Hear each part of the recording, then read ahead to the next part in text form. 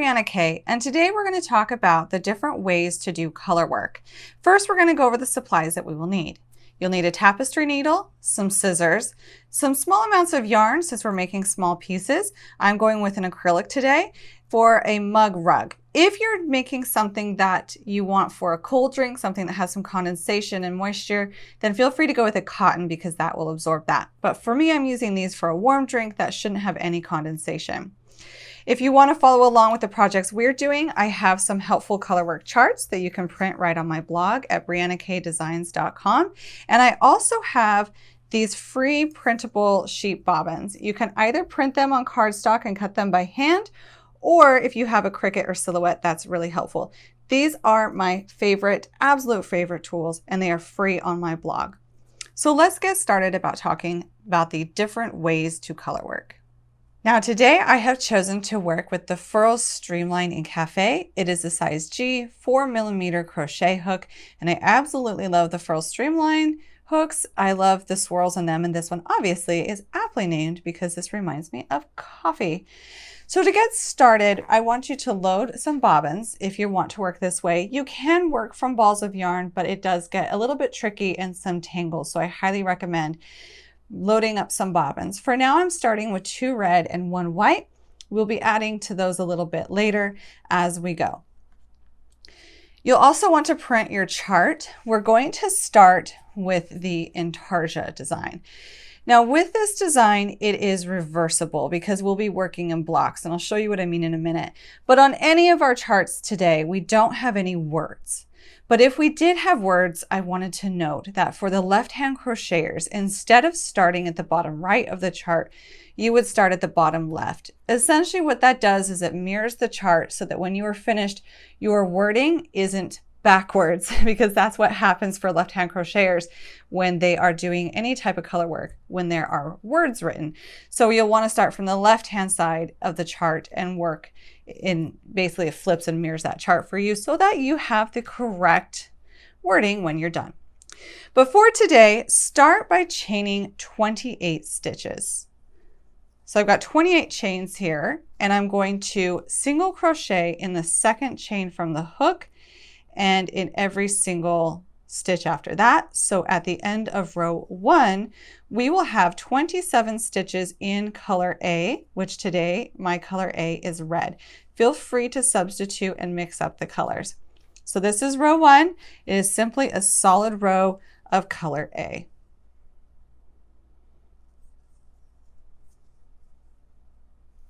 Now that we have our 27 single crochet stitches for row 1, we will turn our work. There is no need to chain 1 when you are working in rows. This is a trick I learned, but if you would like to, feel free. You can always mark your first stitch, but I am not chaining 1 at the beginning of my row because it's actually not necessary, and the sides are a little bit less bulky if you omit that chain 1. I'm going to single crochet into the first 12 stitches because the first 12 stitches in this row are red or color A. All right, so here's my 12th stitch. I'm going to stop before I complete the stitch, leaving the 2 loops on the hook, because this is the point where we will change colors. To finish out the 12th stitch, we're going to actually finish it with our new color. This is how I will change colors in every single style of color work, whether it's Fair Isle, Tapestry, or Intarsia. So I will simply finish this last yarn over in the new color and pull through those 2 loops on the hook. What that does is it gives us the ability to start our next stitch with our new color. And as you notice, it doesn't really show up in that last stitch we worked. So now we want to single crochet the next 3 stitches in our color B. So I will do 1, 2, and on our 3rd stitch, because I know I'm changing colors here, I once again will stop short of completing that single crochet and I will join my new color. Now here's where I want to show you that these bobbins really come in handy. We're not using this yarn over here because we don't want to carry it on the back. We want this to be reversible. So I will simply wind up this bobbin and leave it be. And by winding it up, it's less likely to get tangled. And I go ahead and I slide this strand underneath that little sheep head, and then it just stays there. I can go ahead and do the same with my color B because I'm not going to be using it for the rest of the row, and I can lock that in place. So now these can dangle, but they're not going to get as twisted and tangled as if you were working with lots of balls of yarn. Now I'm going to grab my other bobbin with my color A, and I am going to join this for my next stitch. I kind of pull down my strand B so that it's a nice stitch, and then I continue going on, and I will single crochet into the last 12 in color B. Now that I've completed that row, I'm going to turn my work, and this is also where the bobbins come in handy. It's much easier to turn small amounts of yarn versus a ton of balls of yarn. That's where it tends to get tangly. And now I'm going to work my row 3. Now for row 3, working back this way, I will single crochet in the first 11 in my color A. All right, now that I've come to my 11th stitch, I'm going to stop so that I can change colors. And then I'm going to be using this center color B bobbin. I'll just undo it. I can go ahead and lock this bobbin in place so that it doesn't get tangled anywhere. And I'm going to bring this yarn over, and I'm going to pull it through those 2 loops on the hook, and now I'm ready to work my next stitch. Now notice there's a big long carry line right here. Because I'm going to be working in this color, I can simply single crochet over it to hide it. And then I will single crochet into the next 4. So there's a total of 5 stitches with color B. And do you see how nice those color changes look here? We've got no carrying on either side. It's completely reversible. And now that I've come to the point where I'm going to change colors again, I can go ahead and lock the color B in place. I can pick up this other bobbin of color A, and I am going to pull it through the last 2 loops on the hook to complete that stitch. And now I am ready to carry on. Now when you are changing colors, a lot of times you will have this vertical strand as I just changed colors and we moved a stitch over, and that's okay. It's really not noticeable. As you notice, the color work works really nicely in Intarsia, and I'm going to single crochet into the rest of the stitches of the row with color A. Now I'll turn my work, and for row 4, it's simply a repeat of row 3, where I'm going to single crochet into the first 11. And now I'm going to stop on that 11th stitch before completing the single crochet, and I'm going to yarn over with my color B and complete that 11th stitch. And now I will do 5 stitches again with the color A.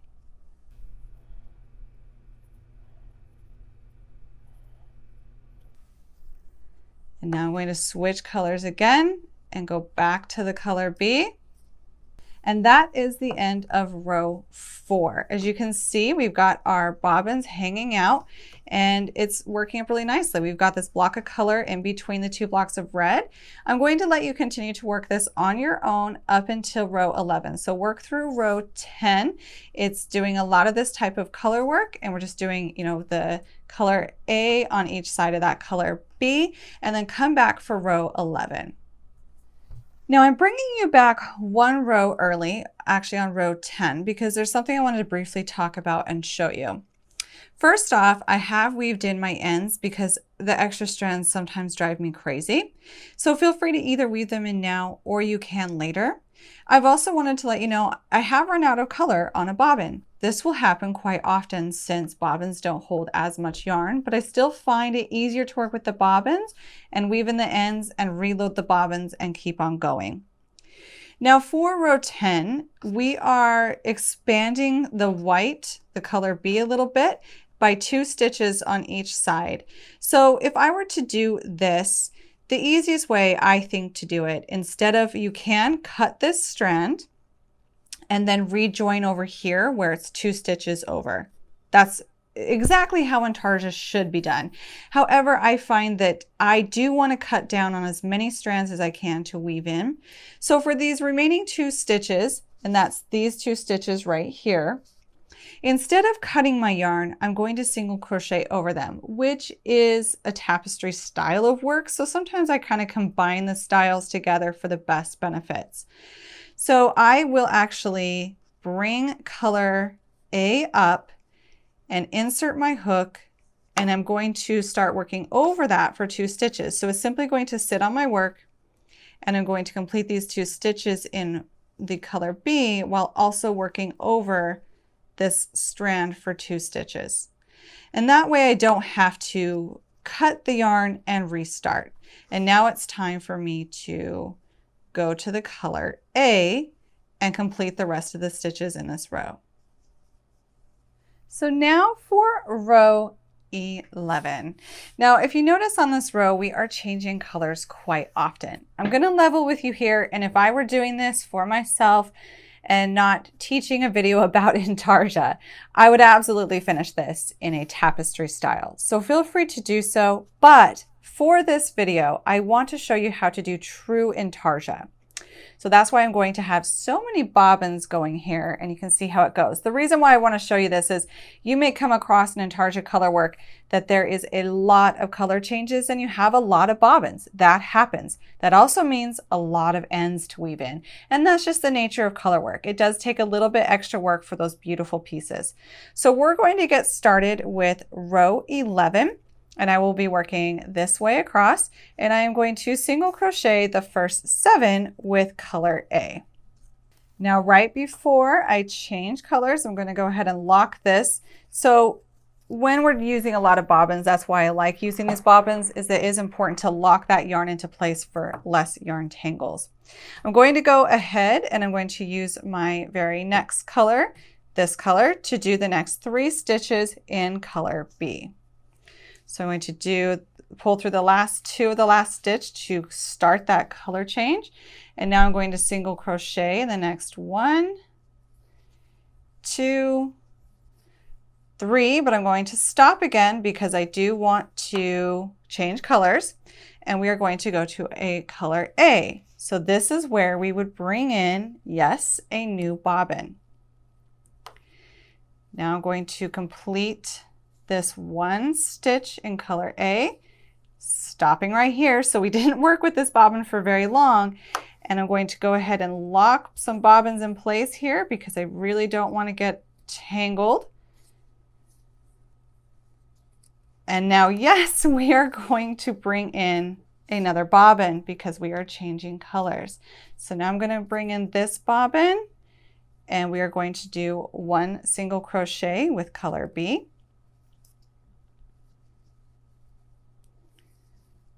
And stop there.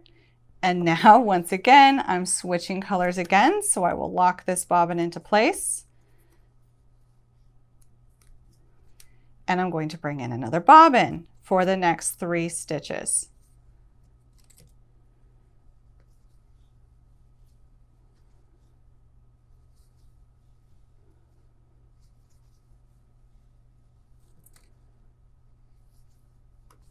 And as you guessed it, I'm going to keep bringing in a lot of these bobbins for this row every single time that I change colors. So here we go. I'm now on 1 stitch for color B.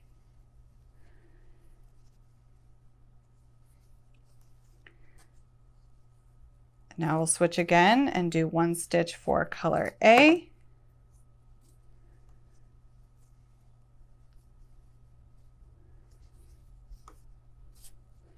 Lock that one back in place.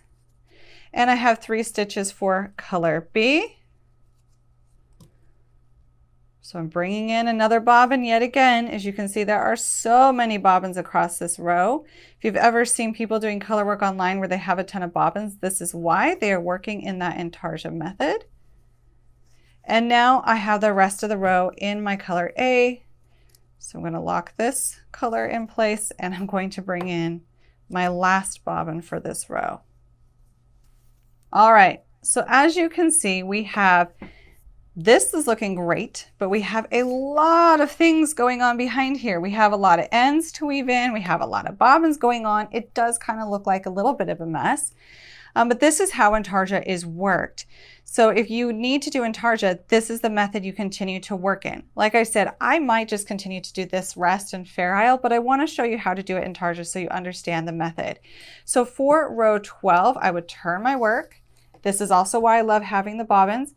If all these ends drive you crazy, you can weave them in now and it gets rid of half that mess back there. And for row 12, we are going to be working back this way, and I will single crochet into the first 7 stitches. Now it's time to change colors. I do try to keep all my bobbins on the same side of my work. If you don't, if you mess up and you've got some bobbins on the front and the back, honestly for Intarsia, you're totally fine. It's okay, but try if you can to keep your bobbins on one side of your work.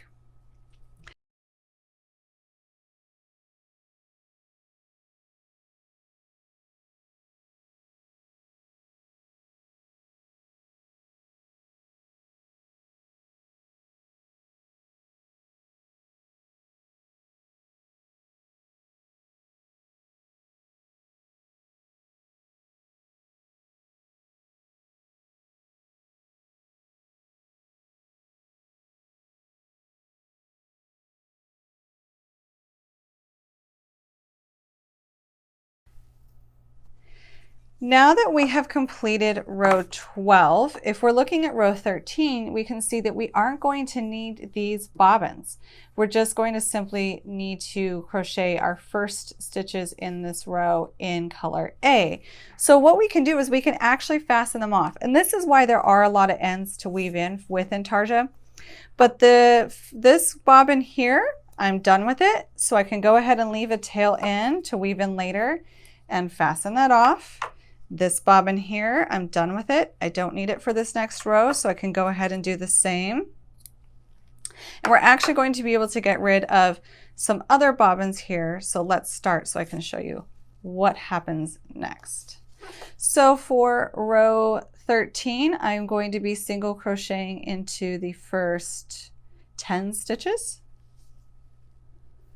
Now after working the first 10 stitches, you'll notice that we didn't pick up. We had a bobbin for this color A area here, but we didn't need to use it. So it's still just sitting here. We can go ahead and for now we can fasten that off. So a lot of times with Fair Isle, it's like you're starting and stopping a lot of different colors, and you can fasten off when you're done with that color in that section so that you can get rid of a bobbin off the back. And now we will turn and keep working in the same way for the rest of this pattern. And notice when we come back to row 16, we'll be adding some bobbins, yes, for 1 stitch if we are truly working this in Intarsia, and then fastening off and going to the next row. So it's all worked in the same way. So complete those rows working in the Intarsia method, or if you prefer, you can also finish this off in Fair Isle if you just don't want to work in Intarsia, and that's totally fine too, or I mean in Tapestry. But next we're going to get to Tapestry so that I can show you how to do that as well. Now Intarsia can look completely messy until all of the ends are weaved in. It is so gratifying to weave in all of the ends. You'll be left with a pile of tail ends. You can always use those for stuffing for Ami later. But it is a lot of work to do tapestry just because of weaving in those ends. However, the results give us a completely reversible design, which has a nice gratifying ending. Now let's talk about other ways to color work. What we will be working on next is called Tapestry. You can simply work from your skeins of yarn for this because we're only going to be using 2 colors. Tapestry can be done in more than 2 colors, but usually no more than 3. I rarely have seen it in 4, and the reason being is because we are trapping yarn inside of our stitches as we go. To get started, it will be very similar to our last one, where we are going to chain 28 and single crochet from the second hook and across to have 27 single crochet stitches. And we will be starting with color A, which for this I have chosen to be green. Now that I come to the end of row 1, I'm on my 27th stitch, and for the next row working back, it is a solid row as well of color B. So what I'm going to do is I'm actually going to switch colors on the last stitch of row 1 using that color change method where I yarn over and pull through the last 2 loops to complete that 27th stitch, but now I'm ready to work into my next color. I'll turn. There's no need to chain 1. It's not actually necessary, and it's a less bulky edge if we omit it. So I'm simply going to start by single crocheting into that first stitch and in each stitch across.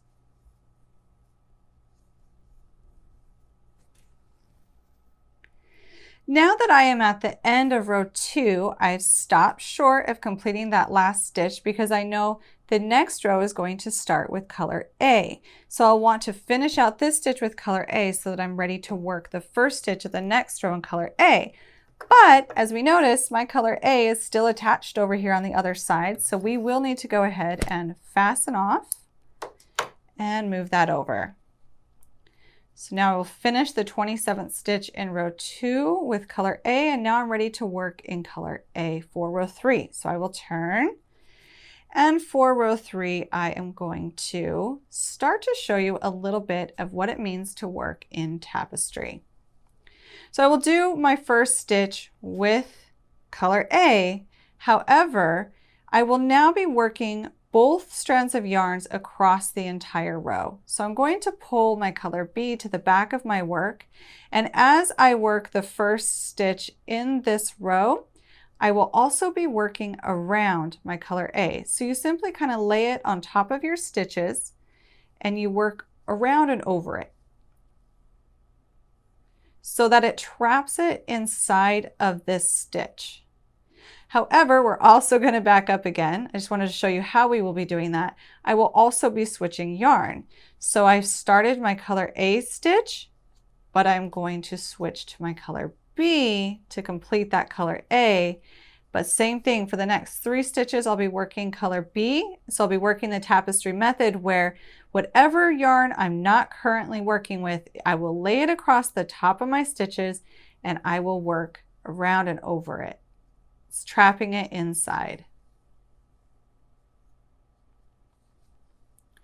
Now I'm ready to switch back to my color A. So I will simply bring up that color and finish that stitch. Go ahead and do that next stitch, working around and over. But I will want to bring that color through this stitch before I complete it. And now I'm going to work 3 again in color B, trapping the color A inside my stitches. Now we'll switch colors.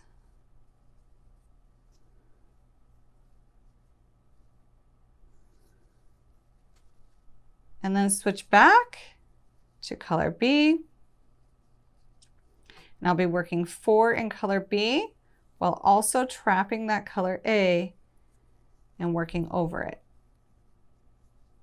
Sometimes when I'm working over it, we don't want it to be too loose. I'll show you what I mean, because sometimes it's hard to hold the tension on the color of strand of yarn you're not using. So sometimes when I get to the end of working a lot, you can see it's kind of like puffing through on the back. I don't want that. So it's okay to give it a nice little tug so that it doesn't bubble out the back. Now I'm ready to switch to color A for 1 stitch.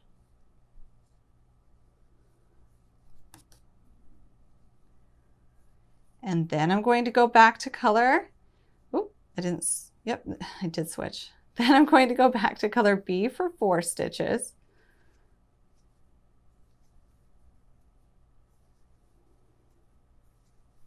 Now before I switch colors here, I'm going to give it a little bit of a tug so that we don't have anything puffing out the back. And I'm going to switch to my color A for 1 stitch. Then I'm going to switch back to color B for 3 stitches.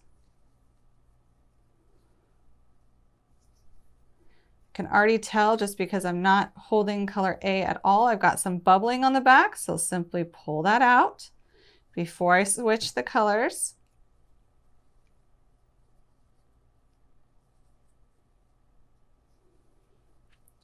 And now back to color B for 3 stitches.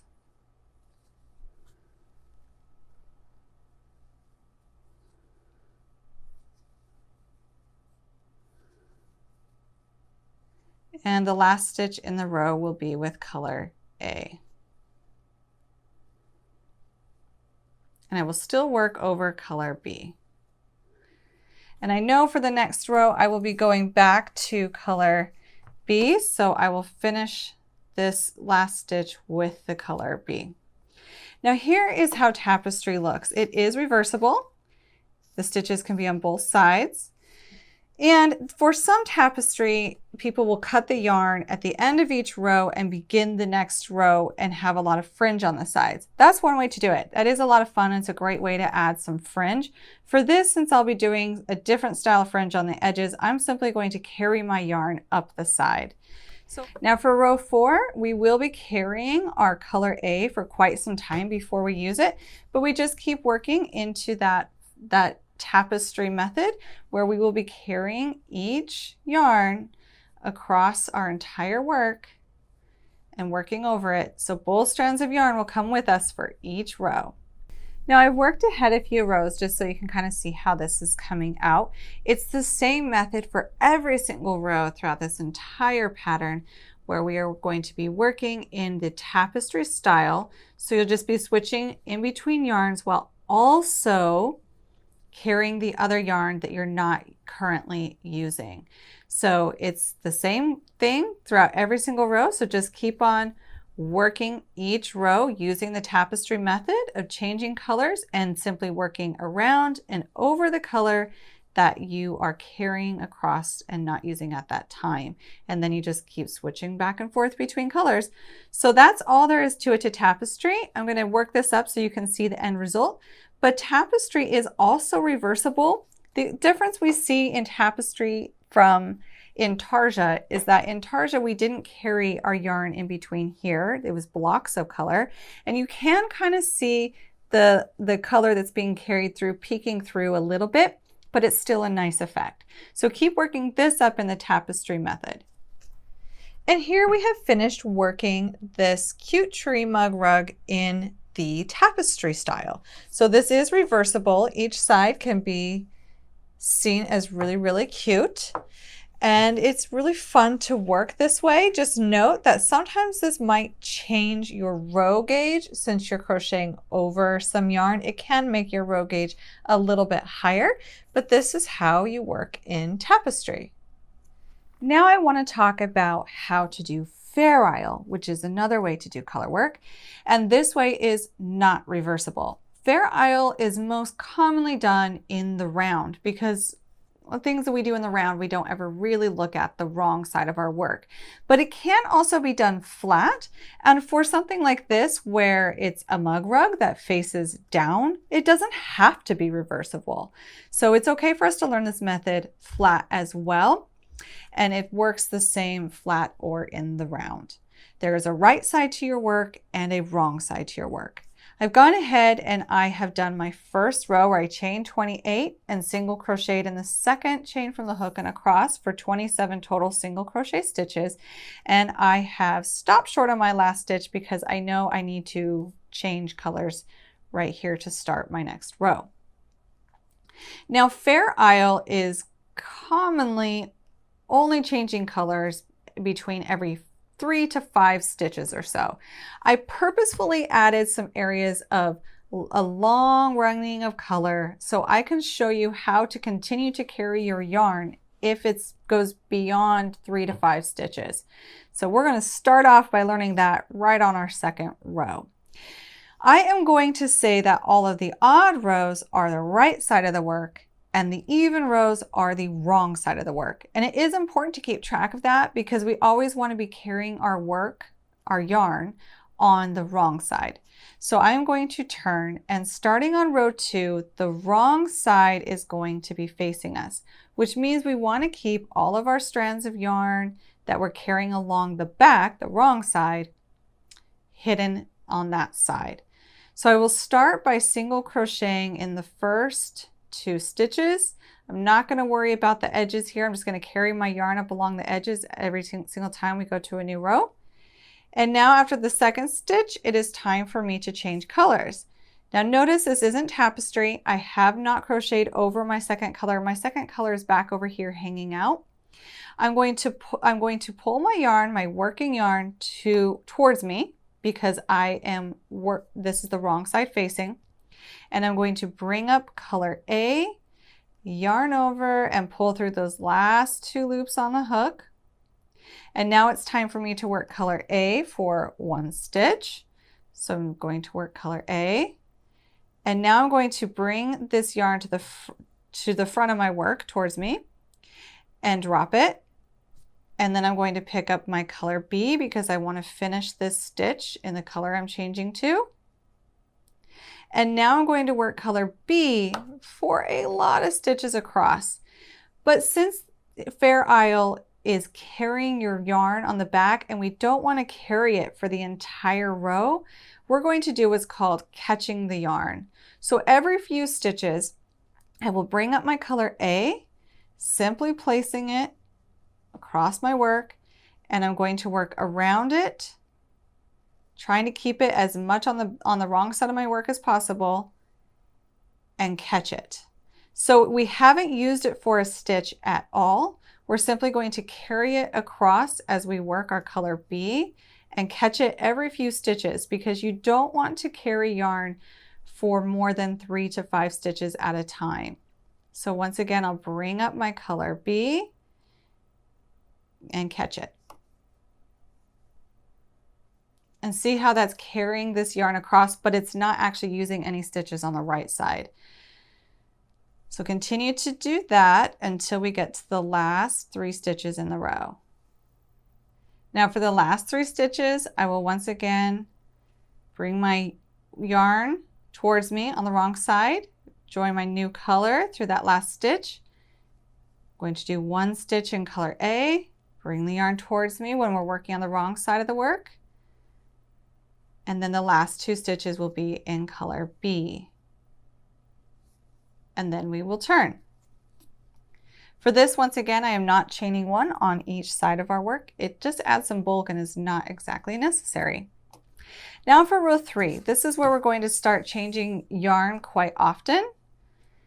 Our first stitch will be in our color B, and our second stitch will be in our color A.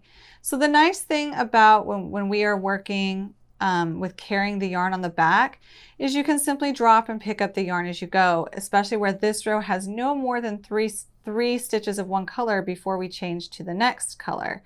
So you're just simply, we're just simply working from color to color, dropping the color, picking up the new color. And as we do this, it simply carries the yarn along the back of our work. We're keeping our yarn on the back of our work.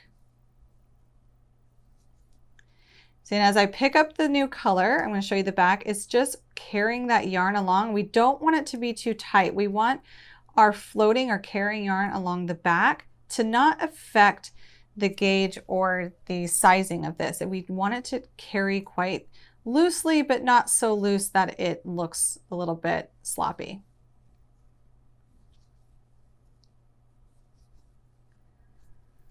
Now I've skipped ahead a couple rows just so you can kind of get to see a little bit more of how this is working up. I will say I do find that Fair Isle does tend to look a little bit better in the round, but like I said, it also does work in rows, and there is a wrong side and right side.